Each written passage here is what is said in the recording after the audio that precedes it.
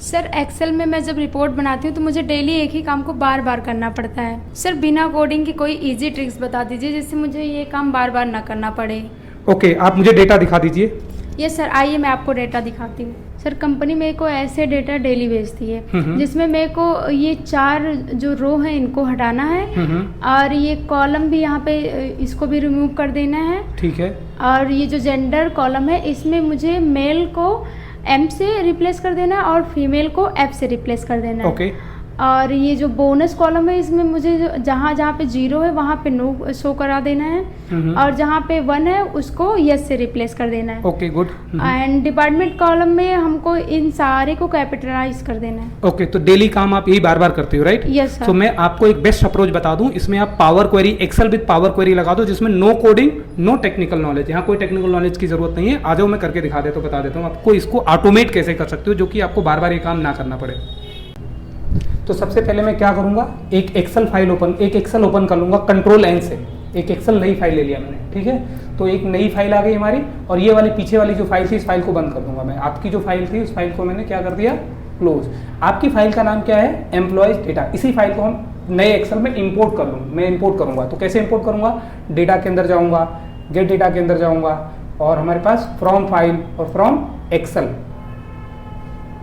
पर क्लिक करूंगा और यहाँ से जाने के बाद हमारे पास जहाँ पर मेरी फाइल सेव है मुझे उसके अंदर जाना है। तो मैं जाऊँगा एक्सेल ट्रेनिंग के अंदर, एक फाइल है एक्सेल पावर क्वेरी, यही वाली फाइल है, यही वाली फाइल में लोड कर लूँगा, इसको लेकर के इंपोर्ट कर दूंगा बस। Okay sir.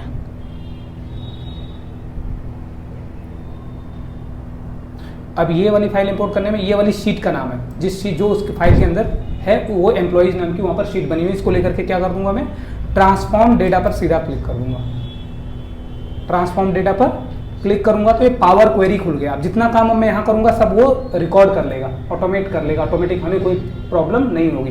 तो सबसे पहला काम मैं क्या करूंगा, ऊपर के 3 रो डिलीट कर दूंगा, ए रो नंबर 1, 2 और 3। कैसे जाऊंगा, रिमूव रोज के अंदर जाऊंगा और रिमूव टॉप रोज। कितने रो रिमूव करने हैं, 3 रोज। तो यहाँ लिखेंगे 3 और क्या क्लिक कर देंगे, ओके। तो देखोगे ऊपर के 3 रो हट गए। उसके बाद अभी हमारे को क्या करना है, ये हेडर हमारा ऊपर नहीं जा रहा है, गलत है हेडर, तो हेडर को प्रमोट कर देंगे। तो हेडर को प्रमोट करने का use first row as header कर देंगे। तो देखो अब हेडर हमारा राइट प्लेस पर आ गया।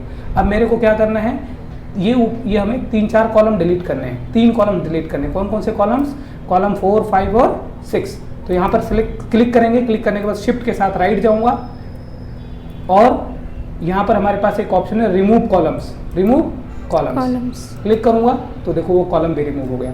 अब मुझे क्या करना है, मुझे कौन से कॉलम में, मेल कॉलम में मुझे रिप्लेस करना है एम से, फीमेल को एफ से। तो मैं क्या करूंगा, इस कॉलम को सिलेक्ट करके हमारे पास यहाँ पर एक ऑप्शन है रिप्लेस वैल्यू। किसको रिप्लेस करना है मुझे, फीमेल को। पहले मैं फीमेल को रिप्लेस करूंगा किससे, एफ से, कैपिटल एफ से रिप्लेस कर दिया तो हो गया। ये सारे स्टेप रिकॉर्ड हो रहे हैं जो भी मैं बता रहा हूँ। ये लेफ्ट साइड में यहाँ देख रहे हो ना, यहाँ पर क्या हो रहे हैं सारे स्टेप रिकॉर्ड, राइट साइड में सारे स्टेप रिकॉर्ड हो रहे हैं। अब यहाँ पर मैं क्या करूँगा, किसको रिमूव करूँगा, किसको रिप्लेस करूँगा, मेल को किससे रिप्लेस कर दूँगा, एम से, और यहाँ से ओके कर दूँगा। उसके बाद फिर मैं जाऊँगा राइट में, यहाँ पर बोनस कॉलम को रिप्लेस करूँगा। तो यहाँ पर रिप्लेस वैल्यू पर जाऊँगा, बोनस कॉलम में 0 को मुझे किससे रिप्लेस करना है, नो से। लेकिन ये 0 कॉलम जो है, ये कॉलम जो नंबर वैल्यू है, तो नंबर में हम नो नहीं लिख सकते, तो पहले इसको टेक्स्ट बनाना पड़ेगा। इसीलिए देखो ये एरर आ गया, ये बता रहा है एंटर अ वैल्यू गलत हो रहा है और ये ओके हाईलाइट ही नहीं हो रहा है। तो क्या करूंगा, इसको हटा दूंगा, पहले इसका डेटा टाइप चेंज करूंगा। तो यहाँ सेलेक्ट करूंगा, इसको राइट क्लिक करूंगा, एक ऑप्शन है हमारे पास चेंज टाइप के अंदर जा करके इसको क्या कर देना है, टेक्स्ट बना देना है। उसके बाद फिर क्या करूंगा, अब रिप्लेस करूंगा। रिप्लेस किससे करूंगा, 0 को रिप्लेस कर दूंगा किससे, नो से और ओके कर दिया। फिर मैं क्या करूंगा, फिर से रिप्लेस करूंगा, 1 को रिप्लेस कर दूंगा यस से, यस। तो वाई यस कर दिया हमने। अब इसको ओके कर दिया। अब एक काम और बचा हुआ, डिपार्टमेंट कॉलम को मुझे कैपिटलाइज कर देना है। तो राइट क्लिक करके भी आप क्या कर सकते हो, इसको ट्रांसफॉर्म के बाद अपर केस कर दिया, बस इट्स ओके। मतलब एवरीथिंग, ये जितने भी स्टेप्स है हमने सारे अप्लाई कर लिए। Now let close this one from here, close and load. Close करके लोड कर दूंगा तो ये क्या करेगा, एक एक्सेल में, इस वाली एक्सेल में फिर से बढ़िया सा पूरा डेटा हमारा फॉर्मेट करके लोड कर दिया। ये देखो अब ये ऑटोमेट हो चुका है ये पूरा काम। अब मैं क्या करूँगा, इस टेबल को सिलेक्ट करूँगा, इंसर्ट के अंदर जाऊँगा और एक ऑप्शन हमारे पास क्या, पैबोट टेबल पर क्लिक करूँगा। एग्जिस्टिंग शीट पर क्लिक करूंगा, यहाँ पर क्लिक करूंगा और ओके कर दूंगा। और फिर हमारे पास क्या ऑप्शन आ जाएगा, यहाँ से मैं क्या करूँगा, डेजिग्नेशन वाइज रिपोर्ट बनाना है मान लो हमारे को, तो डेजिग्नेशन को मैंने किस में ले लिया, रो में। अब आईडी को या डेजिग्नेशन को ही दोबारा उठा करके मैं किस में ले सकता हूँ, वैल्यू में। तो उसका काउंट उठा लिया, देखो कितने एम्प्लॉयज़ हैं। और फिर मान लो मेरे को बेसिक सैलरी लेना है, तो मैंने बेसिक सैलरी इसमें खींच करके ड्रैग कर दिया, तो ये एम्प्लॉय का बेसिक है।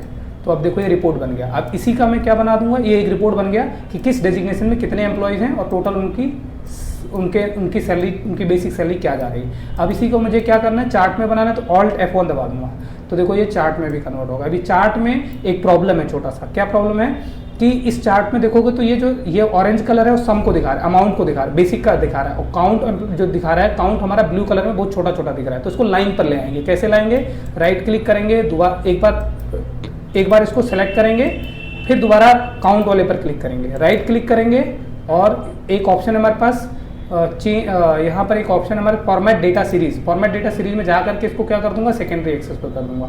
फिर से दोबारा क्लिक करूंगा, इसी लीजेंड पर दोबारा एक बार क्लिक करूंगा, राइट क्लिक करूंगा, और क्या कर दूंगा, चेंज सीरीज चार्ट टाइप में जा करके यहाँ से क्या कर दूंगा, इसको चेंज कर दूंगा मैं, कॉलम लाइन पर कर दूंगा, लाइन विद मार्क ले लूंगा, लाइन विद मार्कर और मार्कर्स ओके कर दूंगा।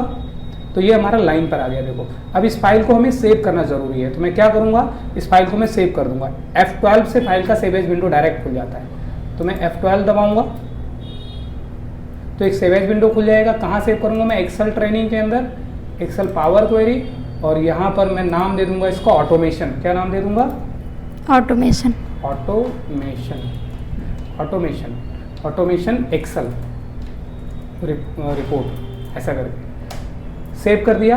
अब ये मेरा, इसको आप चाहो तो कहीं थोड़ा साइड में लगा लो, मैंने यहाँ लगा दिया। अब यहाँ के बाद मुझे क्या करना है, इसको सेव करके क्लोज करना है। मान लो कल को मेरा फाइल, कल मेरे पास ज़्यादा डेटा आ जाए। अभी आज कितना डेटा है, 5000 का टोटल काउंट दिखा रहा है। yes, कल मेरे को मान लो 50,000 का डेटा आ गया, मैं इस फाइल को बंद कर देता हूँ अभी। अब मैं ये वाला डेटा था आपका और ये वाला मैंने बनाया, इसमें रिपोर्ट बनाया मैंने। अब मैं अपने वाले, मान लो कल इसी फाइल में मेरा डेटा आ गया दूसरे नाम से, ज़्यादा और डेटा आ गया। अभी हमारे पास कितना डेटा है, 5000 का। मान लो मैं इसको कॉपी करके डेटा बढ़ा दूँ, यहाँ कॉपी किया मैंने और नीचे 5000 का और डेटा डाल दिया यहाँ। ठीक, कितने डेटा और डाल दिया, 5000 इसी फाइल में। सेव कर दूंगा। हमारे मान लो आज नया डेटा आ गया हमारे पास, नया, इसमें ज़्यादा डेटा अपडेट हो गया।